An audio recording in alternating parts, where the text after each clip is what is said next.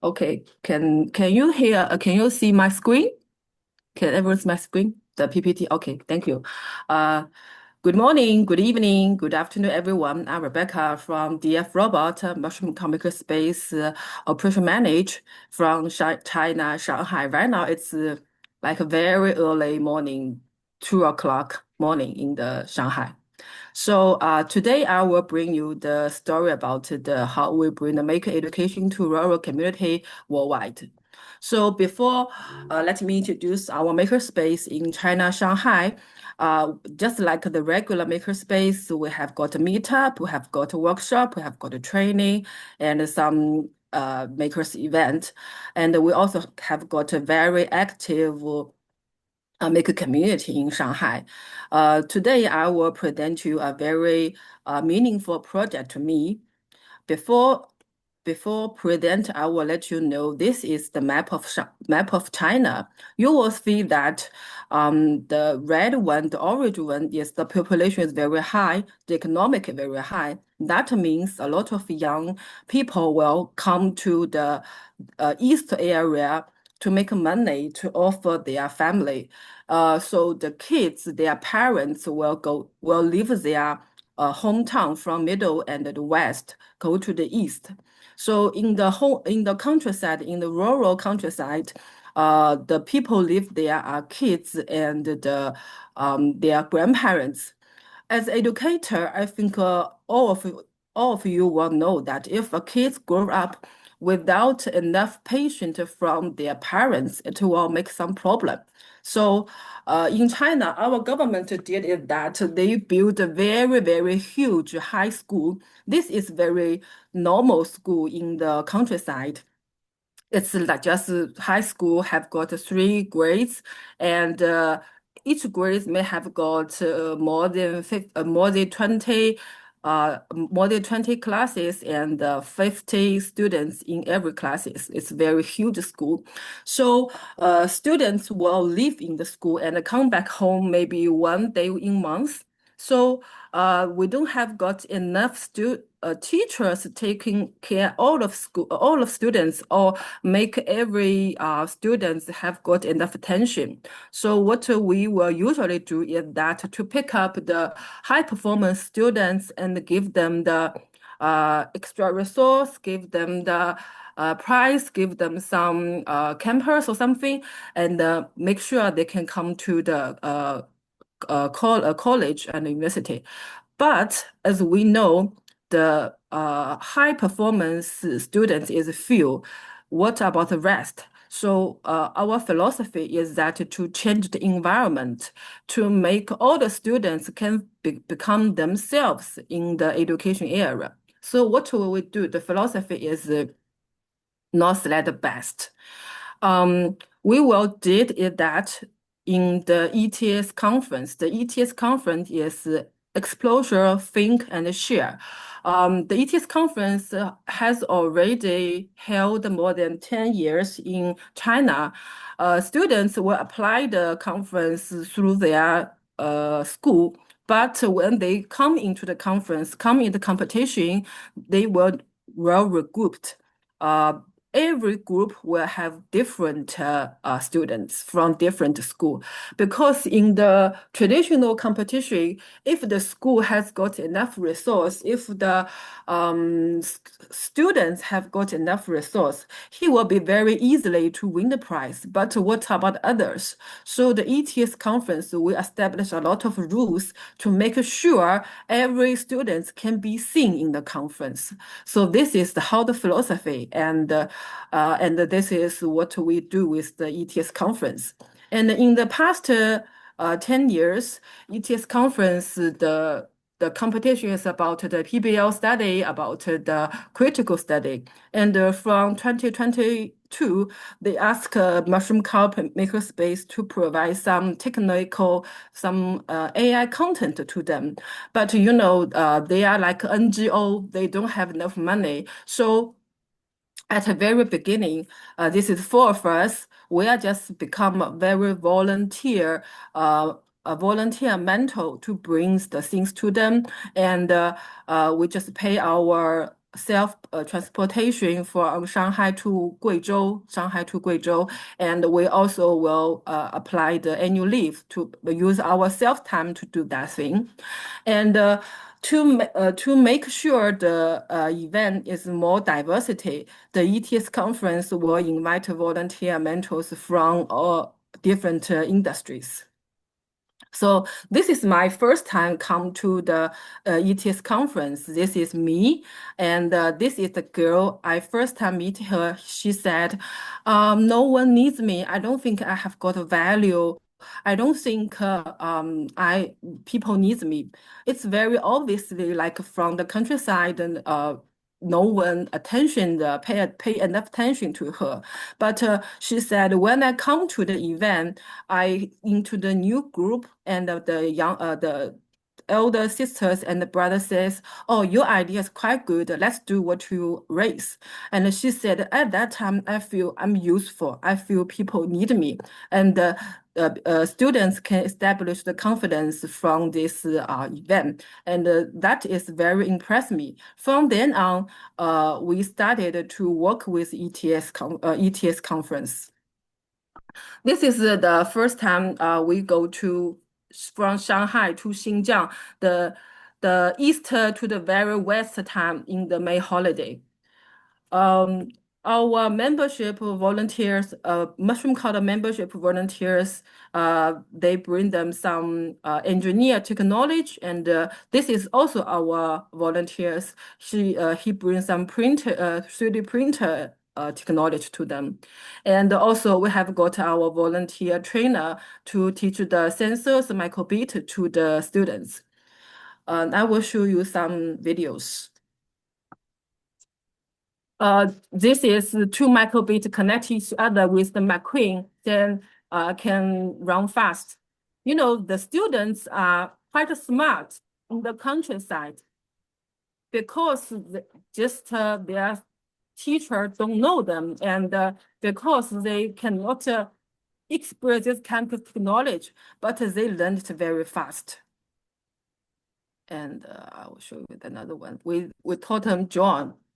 And the girls can learn it very quickly because the girl learn it very step by step, follow the teachers. But the boys not a boy, just fly by themselves. So at the beginning, girls didn't fly very well.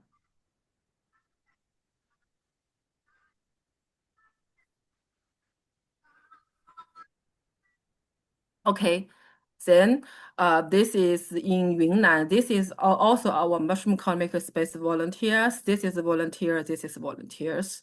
And in the 2024, the students come to mushroom makerspace.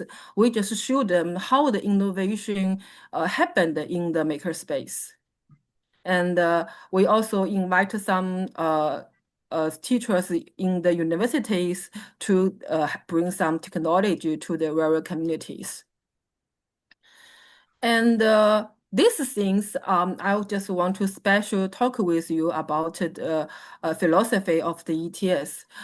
This is actually a McQueen microbit car competition, but in the first this competition will be like 3 days. But in the first 2 days, we ask students to write and to draw their map of the strategy, how the McQueen will run, how the robot car will go. You know, the different team will give us the different strategy.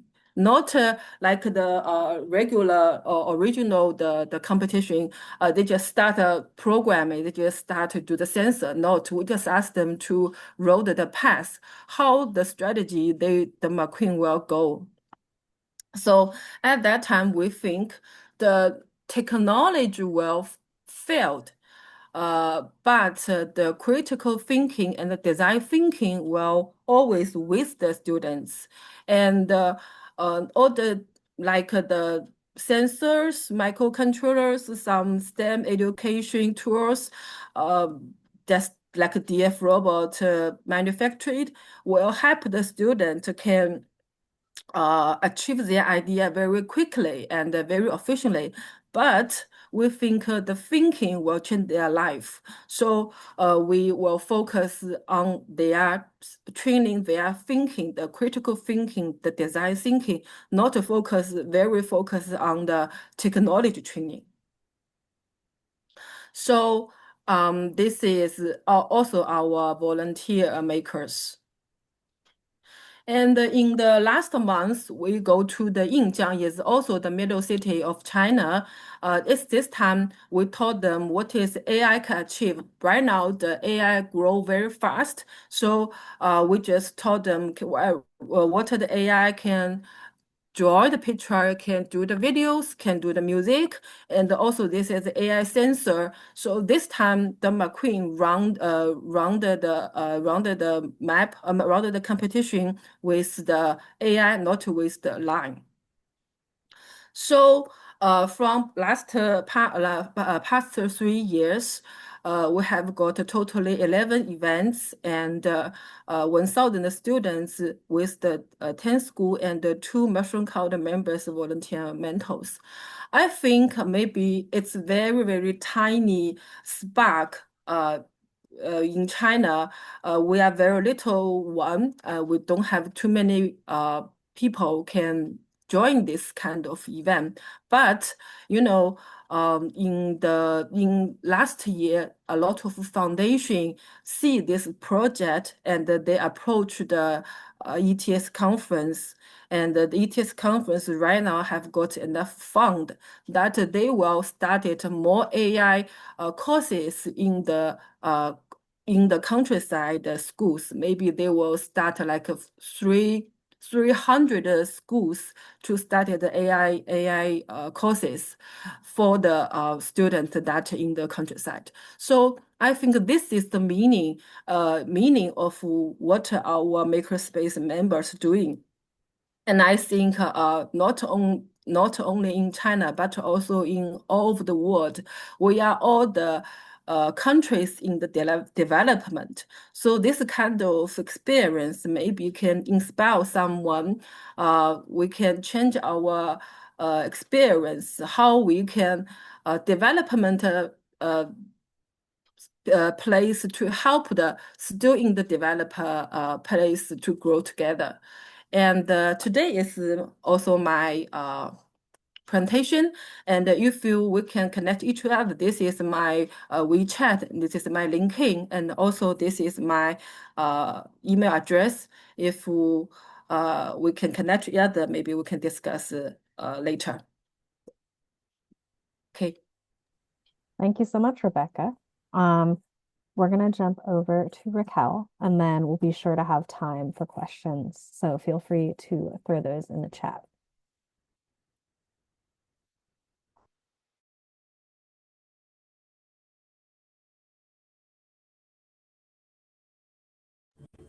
Hi, everybody. You can hear me? You can see my presentation too? Okay, nice. Yes. All right. I am Räquel Martin, and together with my colleagues Shafir, Abdulaziz, and Peter van der Heide, we put this presentation together. We are sitting here with the whole team from ZapLab at Villa Zapakara. Let me see if I can put this on slideshow. What is that here? All right. Yes, we are ZapLab at Villa Zapakara, and we will present to you digital fabrication in Suriname Maroon communities. Suriname, maybe it's the first time some of you'll hear about Suriname. We are in South America, a small country, population of 600,000 people, and yeah, our official language is Dutch. Our lab, ZapLab, is situated in the capital, Paramaribo, and we do activities not only in Paramaribo but also in the district. In Suriname, most people live around the coastal areas, and the more you go further down south, you get less people, you get rural areas. A little bit about Zapakara. Zapakara is the organization where we provide art and culture education for children 6 to 12 years. That is in the museum, and at ZapLab, that is the fabrication lab, we do STEAM education for mostly youth from 12 years and up. We also conduct programs for adults. These are some impressions of some activities we do. Our summer program, we have weekend programs. Here is a picture of the project we did in the interior, rural interior, and we also receive schools for a STEAM experience at our location. So I'm presenting to you ZapLab to Maroon communities, and I want to explain why we went to the communities. In the first picture, you can see that completion rate for primary education around the coastal areas and also part of the interior is relatively high, about 80 to 100%. But when we look at the second picture, you see that completion rate for lower secondary, it goes down drastically, especially in the areas here, which is the rural interior. And this part here, we see that it went from 80% to 20 something percent. This means that there is a discrepancy between the completion rate for education. We've seen that there's disengagement in formal education, and there are different reasons to why this happens. Distance, uh, language barriers. There are a few economic situations. There are a few reasons why. And we also see that when it comes to ICT skills, only 10% of youth age range 15 to 23 years have those ICT skills. Apart from that, these communities we went to, they have a rich cultural heritage. Um, it can be used to empower these communities, and it is something that is their own. So we wanted to combine digital fabrication with something that they already have, something that is of value, something that belongs to them, to themselves, and integrate those things and empower them with digital skills. So the two communities we went to were Marawena and Brocopondo. This is general information about these communities, small villages, 10,000 and 3,000 people. But what was most striking for us during these activities is their history. One village is a former bauxite mine, and they had the interior war in 1980. And in the other village, they had to transmigrate because of a dam to generate electricity. So their villages was um, put underwater, and they had to move. Now these things, they are um, a determining factor in how this community now uh, go about day to day now. So these are also things that we had to keep in mind while we were doing the project. Some impressions, this is Mungo, and this was at a fair that we organized for the community of Procopondo. So we came with a project. Our target group was Maroon communities, also because they have least access to education. Age target was 12 plus. we didn't have a limit, and the duration was 10 months. And we also decided that after the project, the machines, the digital fabrication machines, will remain with the community so they can further education, or if they want to do projects, they can use the machines. They have it at hand. Our objectives were to offer introductory STEAM education, develop practical skills, combine STEAM and traditional arts and craft using sustainable practices, and with that, open up potential pathways upon completion of the skills training. This project was also sponsored by the Government of Canada through the Local Engagement and Action Fund, LEAF. So our approach, first we engage with the community. We did that through orientation visits. We had conversations with the traditional and local authorities, because culture in these communities is something that they keep high, and they have their traditions and their way of doing things. So we had to engage uh, the authority in this one. We also organized a digital fabrication fair to uh, interest potential participants in partaking in this project.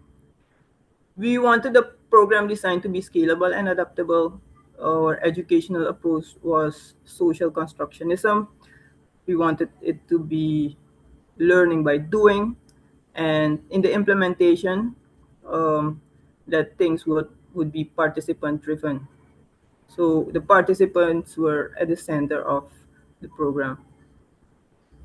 When we look at the program design, we started continuous learning pathways.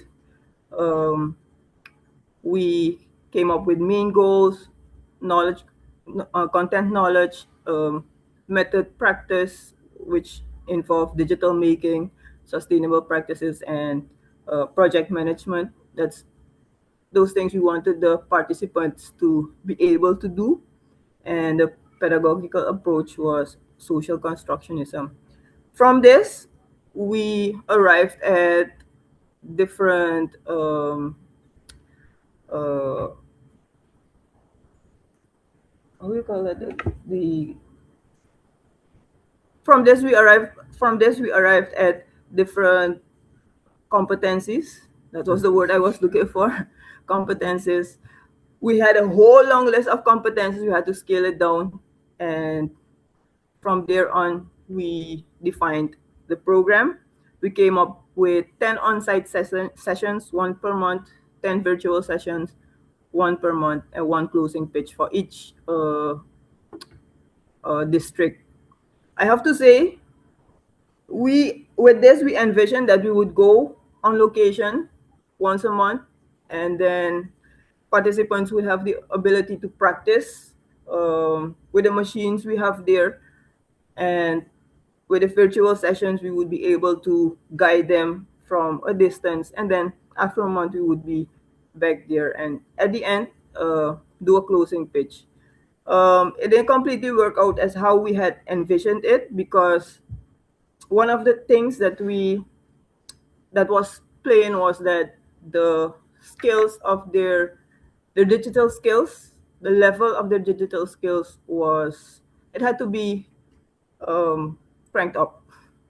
And we also did that by providing computer lessons, which initially was not included in the program. But for participants to be able to digital fabricate, be able to use the machine, be able to make a basic design, they needed the computer skills. In our educational approach, I already said it, we use social constructionism. It was where we could do it. It was very hands-on, mainly because it was sometimes it was a step too far for participants to be able to use the computer for design.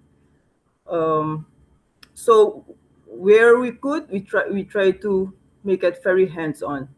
Um, and what also helped was that in the culture, the traditional culture, Embroidery on cloth is something they do very often for a living. Some do woodworking, so that helped with working hands-on with the machines. There was a direct link between what they do within the community and the digital fabrication. I already said it, it was competence based, also no detailed assessment. For assessment, we just observed, we talked through conversations to know how far participants were, what were things that were affecting them, their learning. They also got handouts, and to know if things were clear, they had assignments per module, so we could know if things were understood, if they had the ability to use the machines or make a simple design, a simple product.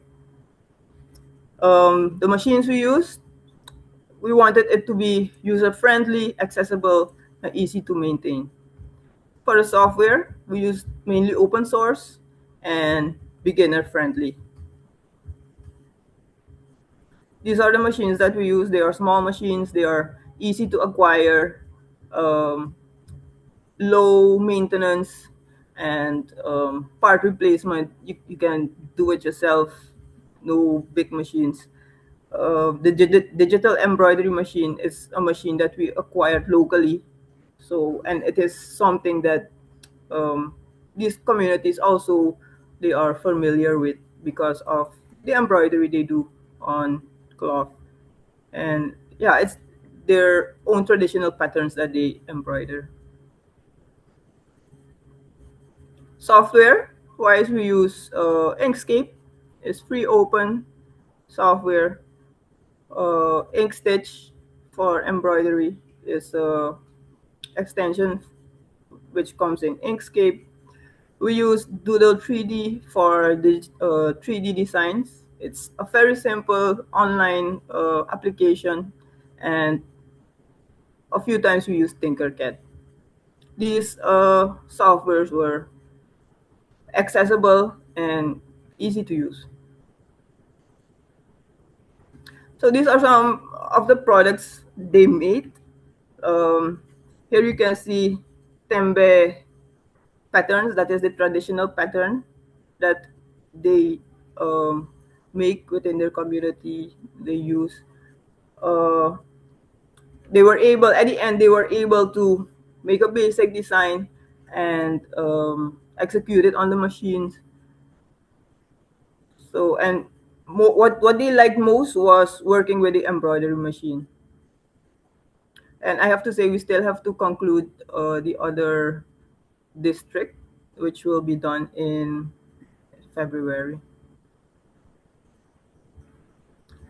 Looking back, for participants, it's what they have let us know. The project helped build their confidence. Some of them were not, they hadn't touched a computer before, yet a digital fabrication machine. So they gained digital and creative skills. Uh, they saw and they experienced how culture can be connected with technology, and they have seen that uh, there are new economic pathways for what they have learned with what they have learned. And for us, for our team, what we think is very important is design for context. We must have deep knowledge of the community, because I can say at the beginning we thought we knew the community, but along the way you really get to know um, certain features of the community. You know who you're dealing with, how you have to adapt to them, because it's not like we are bringing something for you and this is what you need to do. No, we had to adapt what we were trying to get across so that we were ensured that it came across. Um, Also work within local realities, know what is possible, know who you're working with. And another thing is that if you have somebody on location that can organize a lot of stuff, it is a plus. Even if you have, if it's a member of the team that can be on location and help guide the participants frequently, I think you get more out of it. This picture says it all. Adapt. Set a standard, and make sure that you can adapt it, that you can scale it. If participants are not at that level that you would like them to be, scale down. But make sure that it stays challenging so that they can learn, they can improve their skills. Takeaway, don't scale. Set a standard, don't scale intentionally, keep it challenging, adapt to local context. That is what we have seen in the whole program, that we had to adapt, adjust, don't scale in order to meet our participants' needs. Upscale, we would like to reproduce the project for 50 other locations because there are a lot of youth that don't have access to digital education. They lack the digital skills, and these digital skills are very important for future employment, to be able to conduct themselves in a proper way in society. I would like to thank you for staying with me, listening to what we had to present. I also want to let you know that there's a goodie bag with all the information, our program, um, the program design, and some other stuff that you can find about our project. Thank you.